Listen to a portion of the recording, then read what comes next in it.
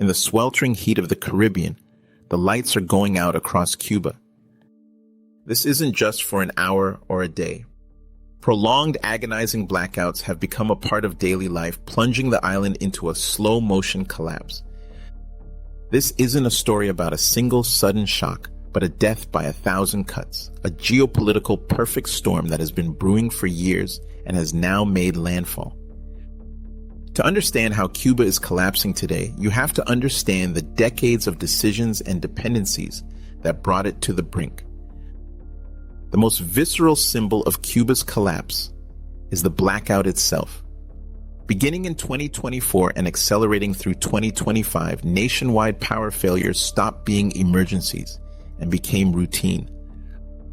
On many days, nearly half the country is left in the dark, with electricity gone for 12 hours, and in some regions, more than 20 hours at a time.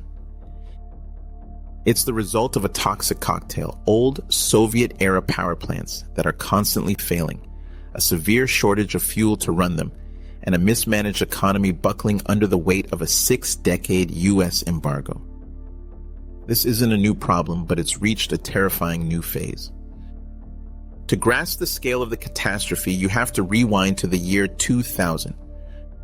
Fidel Castro and Hugo Chavez, two titans of Latin American socialism, forged the Cuba-Venezuela Cooperation Agreement. It was more than a trade deal. It was a pact of ideological survival. The arrangement was simple.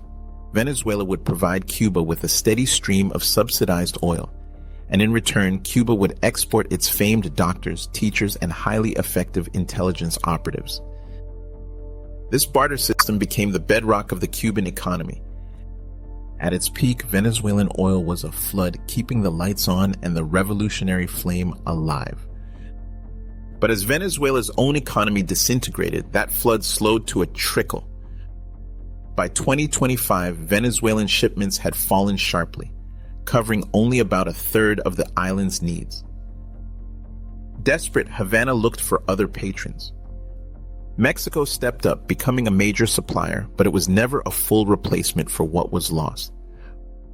Russia, Cuba's old Cold War ally, has also provided some fuel, but Havana's mounting debt and inconsistent payments make it an unreliable partner. The old alliance that kept Cuba afloat is shattered, and there's no new lifeline in sight. The economic impact of the energy crisis has been brutal. The lifeblood of the Cuban economy, oil, is being systematically choked off by a combination of failing allies and its own financial ruin. The impact on the military-run conglomerate, GAISA, is profound. GAISA is the invisible state within the Cuban state.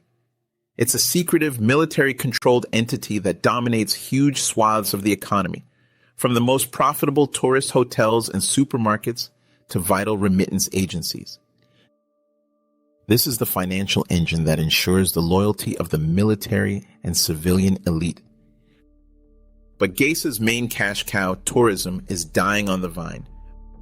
Without reliable power, tour buses can't run, air conditioning units fall silent, and the island's allure fades. Grand hotels, built with the expectation of a tourism boom, now stand as monuments to a failing economic model.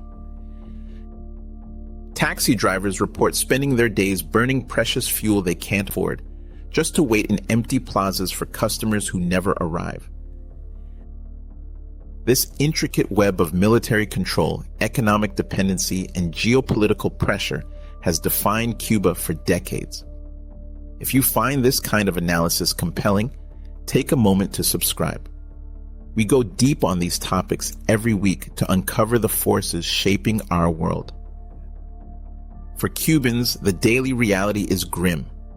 The blackouts mean water pumps stop working, food and medicine spoil in silent refrigerators, and daily life grinds to a halt. Public transport is paralyzed, and those who can afford it wait in gasoline. Queues that stretch for blocks, often for days. The crisis is directly linked to the constant failure of the country's aging thermoelectric plants, especially the massive Antonio Guterres facility, which has repeatedly gone offline, triggering nationwide system collapses. For many older Cubans, this feels like a terrifying echo of the special period in the 1990s. When the Soviet Union collapsed, Cuba lost its first great patron overnight, triggering a decade of economic hardship and near famine. But this time feels different.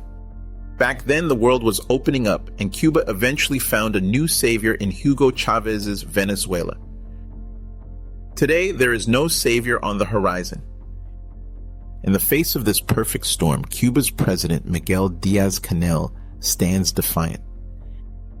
As the crisis deepens, he has fallen back on the regime's oldest playbook, blaming the genocidal U.S. embargo for all the country's woes. The official slogan remains unchanged: homeland or death. This defiance is possible because the regime was built to withstand pressure. The Communist Party's absolute monopoly on power, combined with Guaisa's iron grip on the economy, creates a system where the loyalty of the elite is bought and paid for. While ordinary Cubans struggle, Guaisa reportedly sits on billions in cash reserves, ensuring that those essential to the regime's survival remain insulated from the pain. Its finances are a state secret, unauditable even by the government's own comptroller. The regime's other pressure valve has been mass migration. Since 2021, a historic exodus has seen hundreds of thousands of Cubans flee the island, a staggering brain drain that hollows out the country but also removes potential sources of dissent. As 2026 unfolds, Cuba is at a historic crossroads, facing a convergence of crises unlike any in its history.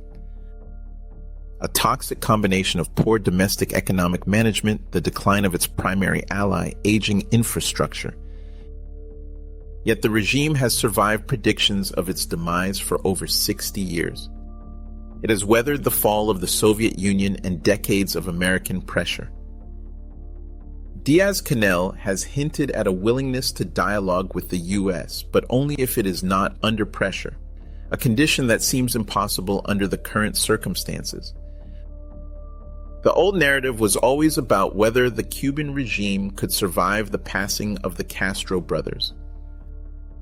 The new, more urgent question is whether it can survive this slow-motion collapse, fueled by a perfect storm of its own making and crushing external pressure.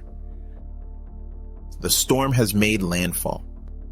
The world is now watching to see what, if anything, will be left standing. Drop your thoughts in the comments below. History rhymes. Power rebrands. Stay inquisitive.